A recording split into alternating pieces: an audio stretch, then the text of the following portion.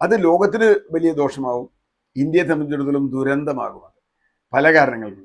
ഇപ്പൊ കേരളത്തിൽ നിന്ന് നമ്മൾ തുടങ്ങിയാൽ, കേരളത്തിലെ ഇപ്പോഴും വളരെ കുറഞ്ഞുവെങ്കിൽ പോലും കേരളത്തിലെ ജനങ്ങളുടെ വലിയൊരു വരുമാനം എന്ന് പറയുന്നത് ഗൾഫിലെ മലയാളികൾ അയക്കുന്ന പണമാണ് നമ്മുടെ സമ്പദ്ഘടനയെ ഒരു പരിധിവരെ നിലനിർത്തുന്നത്.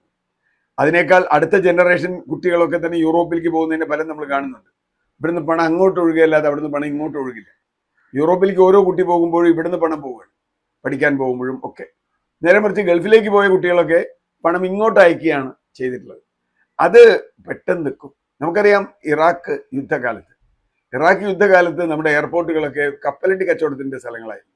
കാരണം ആരുമില്ല, കപ്പലണ്ടി വാങ്ങാൻ തന്നെയാണുള്ളൂ. ബോംബെ എയർപോർട്ടിലും കൊച്ചിൻ എയർപോർട്ടിലും ഒന്നുമില്ല. അങ്ങനെ ഒരു സാഹചര്യം ഉണ്ടായിക്കൂടാ വരുമാനപരമായിട്ട് വന്ന്. ഇന്ത്യയെ സംബന്ധിച്ചിടത്തോളം ഇതിലും വേറൊരു പ്രതിസന്ധിയുണ്ട്. ഇസ്രായേലുമായും ഇറാനുമായും ഒരുപോലെ സഖ്യമുള്ള ഒരു രാജ്യമാണ് ഇന്ത്യ. ഇതുവരെ ഇറാനെതിരായി ഇന്ത്യ നിലപാടെടുത്തില്ല. ഹമാസിന്റെ കാര്യത്തിൽ ഒരു പക്ഷേ ഇന്ത്യ ഒരു ചാഞ്ചാട്ടം നടത്തിയെങ്കിലും സ്ട്രാറ്റജിക്കലായിട്ട് ഇറാനെതിരെ ഇപ്പോഴും പറയാൻ ഇന്ത്യ ഗവൺമെന്റിന് കഴിയില്ല. കാരണം നമ്മുടെ ഗ്യാസും ഓയിലും ഒക്കെയായി ബന്ധപ്പെട്ട് ഇറാനുമായി നമുക്ക് നല്ല ബന്ധമാണുള്ളത്. ഇറാൻ പൈപ്പ് ലൈൻ അമേരിക്ക എതിർത്താൽ പോലും Iran pipeline Pakistan Afghanistan വഴിയാണെന്നുള്ളതാണ് നമ്മുടെ ഒരു പ്രത്യേക പ്രതിസന്ധി. അല്ല, ആകാശത്ത് കൂടിയിടാണെങ്കിൽ നമ്മൾ ഇറാനിൽ നിന്ന് എപ്പോഴേ പൈപ്പ് ലൈൻ ഇട്ടു. അപ്പോൾ ആ ഒരു ഭൂമിശാസ്ത്രപരമായ ചില പ്രശ്നങ്ങൾ ഉണ്ടെങ്കിൽ പോലും ഇറാനിൽ നിന്ന് നമ്മൾ വലിയ തോതിൽ എണ്ണ പ്രതീക്ഷിക്കുന്നു. ഇറാനും ഇന്ത്യയുമായി ഒരു സംഘർഷമുള്ള രാജ്യമല്ല. ഇതിനു മുമ്പ് പല ഘട്ടത്തിൽ വന്നപ്പോഴും, ഇന്ത്യ പാകിസ്ഥാൻ യുദ്ധം വന്നപ്പോഴും ഇറാൻ ഒരിക്കലും പാകിസ്ഥാന്റെ കൂടെ അല്ലെങ്കിൽ അങ്ങനെ നിന്നിട്ടില്ല. അപ്പം അതുകൊണ്ട് ഇന്ത്യയെ സംബന്ധിച്ചിടത്തോളം ഒരു ഡിലമ വരും. കാരണം ആരുടെ കൂടെ നിൽക്കണമെന്ന ചോദ്യം. പൊതുവെ ഇന്ത്യയുടെ ഇപ്പോഴത്തെ ഭരണകൂടത്തെ സംബന്ധിച്ചുള്ള അവർ ഇസ്രായേലിനെ പിന്താങ്ങുന്നവരാണ്. അവരുടെ ചില വർഗീയ അജണ്ടകളൊക്കെ ഉണ്ട്. പക്ഷേ ഇവിടെ പ്രായോഗികമാവില്ല. അവരൊരു ഡിലമയിലാവും, അവരൊരു വലിയ ആഭ്യന്തര സംഘർഷത്തിലാവും.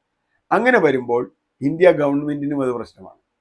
മാത്രമല്ല, യുദ്ധം ഏത് സാഹചര്യത്തിലും എണ്ണവില കൂട്ടുക തുടങ്ങിയ പ്രതിസന്ധികളിലേക്ക് നയിക്കും. ഇപ്പൊ തന്നെ വളരെ ഉയർന്നതാണ് എണ്ണവില. ഇപ്പൊ നമ്മുടെ നാട്ടിൽ ഏറ്റവും വലിയ തെരഞ്ഞെടുപ്പ് വിഷയം എണ്ണ വിലയാണ്, അല്ലെങ്കിൽ ഓയിൽ പ്രൈസ് ആണ്. ഇന്നത്തെ ഗവൺമെന്റ് തന്നെ നേരിടുന്ന ഏറ്റവും വലിയ പ്രശ്നം. ഇനിയും കൂടുക എന്ന് പറഞ്ഞാൽ അത് താങ്ങാൻ കഴിയില്ല, സമ്പദ് വ്യവസ്ഥയെ പുറകോട്ടടിക്കും. എല്ലാ അർത്ഥത്തിലും ഒരു യുദ്ധം ഒഴിവാവുക എന്നത് മാനുഷികവും സാമ്പത്തികവും രാഷ്ട്രീയവുമായ ഒരു വിഷയമാണ്. അത് ഒഴിവാക്കേണ്ടതാണ് എന്ന് തന്നെയാണ് ഞാൻ കണക്കാക്കുന്നത്. യഥാർത്ഥത്തിൽ നമ്മൾ പഴയ കാലത്തെ സൈനിക ശക്തിയുടെ താരതമ്യത്തിൽ ഒരു അർത്ഥമില്ല. കാരണം ഇതാണ്. ഒന്ന്, ആണവ യുദ്ധത്തിന്റെ സാധ്യത നിലനിൽക്കുന്ന രാജ്യങ്ങളാണ് ഇറാനും ഇസ്രായേലും. രണ്ടുപേരും ആണവ ശക്തികളായാൽ പിന്നെ യഥാർത്ഥത്തിൽ യുദ്ധത്തിൽ ബാലൻസ് ഇല്ല. കാരണം പിന്നത്തെ യുദ്ധത്തിലെ ബാലൻസ് ഇത് ഉപയോഗിക്കില്ല എന്നുള്ളതാണ്. ഇപ്പോൾ ഫസ്റ്റ് സ്ട്രൈക്ക് കേപ്പബിലിറ്റി എന്ന് പറയും. ആദ്യം ആരാക്രമിക്കുന്നു എന്നുള്ളത്. ലോകത്ത് തന്നെ എല്ലാവരും ആദ്യം ആക്രമിക്കില്ല എന്ന് കരാർ ഒപ്പിട്ടവരാണ്. ഞങ്ങൾ ആദ്യം ആണവായുധം ഉപയോഗിക്കില്ല എന്ന് പറഞ്ഞിട്ടുണ്ട്. പക്ഷെ ഇറാനായാലും ഇസ്രായേലായുള്ള പ്രശ്നം, രണ്ടുപേരും സ്വയം ആണവായുധ ശക്തികളാണ് ഇതുവരെ പ്രഖ്യാപിക്കാത്തവരാണ്. ഇന്ത്യ അടക്കമുള്ളവരൊക്കെ പ്രഖ്യാപിച്ചിട്ടുണ്ട്. പക്ഷെ ലോകത്തിന് മുഴുവൻ അറിയാം ഇവർ രണ്ട് കയ്യിൽ ആണവായുധമുണ്ട്. ആണവായുധം ഉണ്ടെന്ന് മാത്രമല്ല, ഇവർ രണ്ടുപേരും ജോഗ്രഫിക്കലി വളരെ ദൂരെയുള്ള രാജ്യങ്ങളാണ്. അപ്പൊ നേരിട്ട് സൈന്യം ചെന്ന് യുദ്ധം ചെയ്യുന്ന ഒരു യുദ്ധമൊന്നും ഉണ്ടാവില്ല. അപ്പൊ വിമാനം വഴി പോലും യുദ്ധം എത്രത്തോളം നടക്കുമെന്ന് അറിയില്ല. അപ്പോൾ മിസൈലുകളൊക്കെയാണ് പിന്നെ അതിൽ ഉപയോഗിക്കുക. അപ്പോൾ ഒരു ഗതി കെട്ടാൽ ഏതെങ്കിലും ഒരു രാജ്യം ആണവായുധം ഉപയോഗിക്കാൻ തീരുമാനിച്ചാൽ അത് ലോകത്തിന്റെ അവസാനം. കാരണം ഒരാൾ ഉപയോഗിച്ചാൽ മറ്റേ ഉപയോഗിക്കും. ഈ ആണവായുധത്തിന്റെ ഗുണം, ആണവായുധം ഒരിക്കലും ഡിഫൻസിന് ഉപയോഗിക്കാൻ പറ്റില്ല എന്നുള്ള, ഡിറ്ററൻസിനെ ഉപയോഗിക്കാം. ഡിറ്ററൻസ് എന്ന് പറഞ്ഞാൽ എന്നെ അടിച്ചാൽ ഞാൻ അടിക്കുമെന്ന് പറയുന്ന ആ ഒരു ശക്തി മാത്രമേ ആണവായുധത്തിനുള്ളൂ. കാരണം ഒരിക്കൽ ഇങ്ങോട്ട് ഉപയോഗിച്ചാൽ പിന്നെ അങ്ങോട്ട് ഉപയോഗിച്ചുകൊണ്ട് പ്രത്യേകിച്ച് ഒരു ഗുണമില്ല. ഉദാഹരണത്തിന് ഇറാനെതിരെ ഇസ്രായേൽ ഉപയോഗിക്കുന്നു. ടെല്ലവീവിൽ നിന്ന് അല്ലെങ്കിൽ അവിടെ നിന്ന് ഇസ്രായേലിൽ നിന്ന് ഒരു സാധനം അവിടെ ഏതെങ്കിലും ഒരു സിറ്റിയിൽ പോയി വീഴുന്നു, ഒരു 5 ലക്ഷം ആൾ മരിക്കുന്നു. ഇറാൻ ആകെ ചെയ്യാവുന്നത് ഇറാനിന് അടുത്തൊരു സാധനം അയച്ചിട്ട് 10 ലക്ഷം പുറത്ത് കൊല്ലുക എന്നുള്ളതാണ്, ക്രിക്കറ്റ് സ്കോർ പോലെ.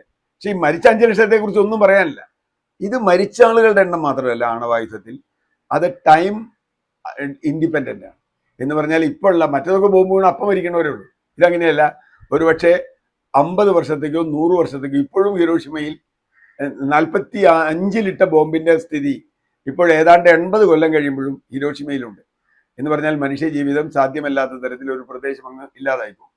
അപ്പൊ എന്ന് പറഞ്ഞാൽ കാലവും സ്ഥലവും അപ്പുറം, ആ വീണ സ്ഥലം മാത്രമല്ല, അതിൽ നിന്ന് വളരെ ദൂരേക്ക് ഇതിന്റെ ഇമ്പാക്റ്റ് ഉണ്ടാവും.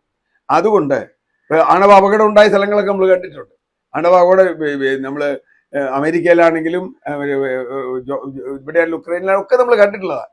അപ്പൊ അതുകൊണ്ട് ആണവായുധം പ്രയോഗം എന്ന് പറയുന്നത് മനുഷ്യന് അവസാനത്തെയാണ്. എന്നുവെച്ചാൽ മനുഷ്യരാശിയുടെ അവസാനത്തെ വേണമെന്ന് പറഞ്ഞ് പറയാൻ വേണ്ടി വരും. അതുകൊണ്ട് അതുണ്ടാവില്ല എന്നുള്ളത് കൊണ്ട് അത് ഞാൻ കണക്കാക്കുന്നത് സൈനിക ശക്തിയിൽ ഇവർ രണ്ടുപേരും തമ്മിൽ എന്തെങ്കിലും താരതമ്യം, ഒന്നാമത് അതിൻ്റെ റെക്കോർഡ്സ് ഒന്നുമില്ല.